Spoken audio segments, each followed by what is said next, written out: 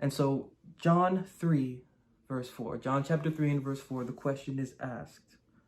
The author writes, Nicodemus saith unto him, how can a man be born when he is old?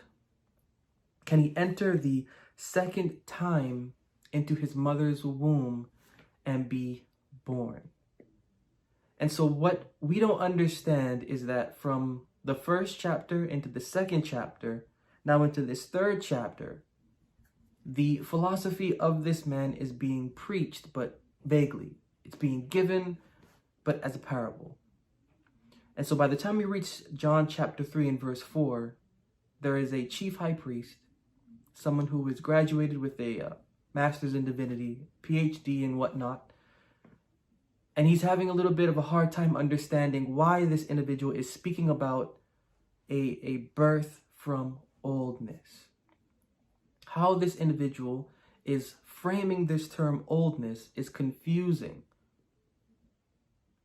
How this individual is talking about what needs to be termed or framed old and what needs to be put away, what needs to be revived or resurrected, is something that is not consistent in the religious philosophy of the Jew.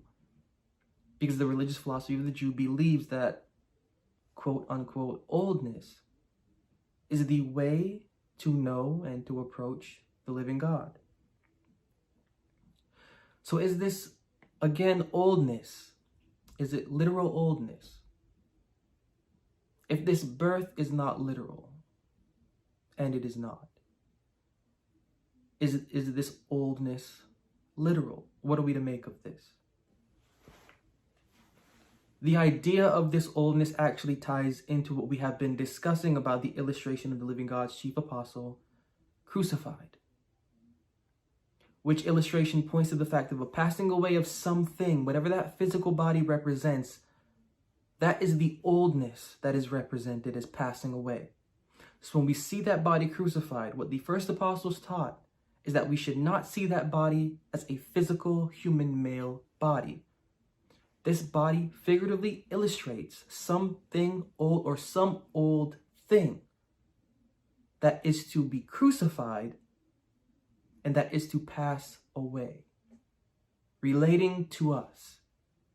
The illustration is supposed to relate to us, and that what we are seeing is that there is something old within us. Remember, when we began our time together, we talked about these words, us and we. Something old from us is to pass away and is to be considered as dead. The book of Romans chapter 6.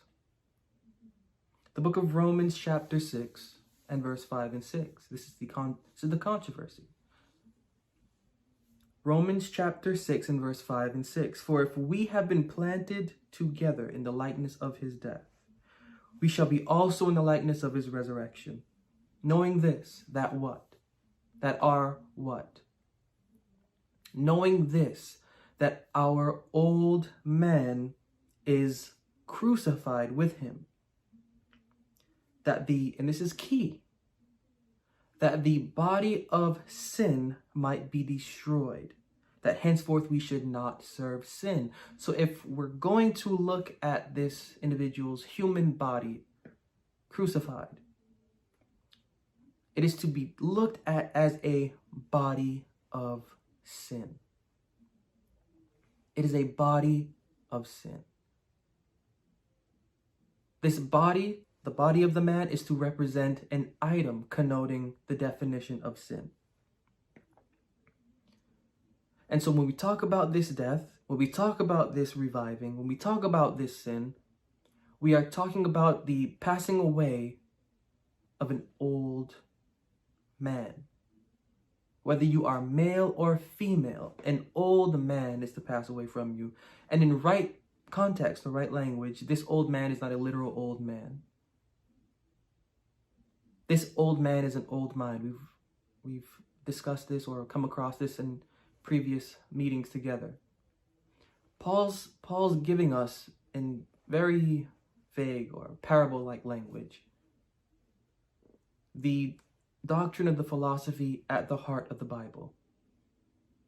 which is found at the center of the crucifixion, which is that there is to be a like death for a like reviving. Now, what passed away, if we're going to go by the illustration that Paul is giving us in the book of Romans, chapter 6, verses 5 and 6, what is crucified is an old man or an old mind. What is crucified is an old mind, not a man. See, the first apostles, when they taught their doctrine, they did their best to get ministers away from the physicality of it all. Yes, a physical illustration was given. Yes, it is really, really easy to mix up physical with what is not physical. But the apostles and Paul tried to keep the separation there. And the separation is evident. Because again, it goes back to how Moses prophesied, he that is hanged is accursed of God. So is the literal individual that is crucified accursed of God? This should be a controversy. This should make no sense to us. To worship an individual who by crucifixion, flat out, there is no if, ands, or buts, is accursed of God. The life of this individual, the respect of this individual, the fame of this individual, the value of this individual diminishes due to him being crucified, if we're going to take this literal, making this individual really worthless to us, if we're going to take this literal.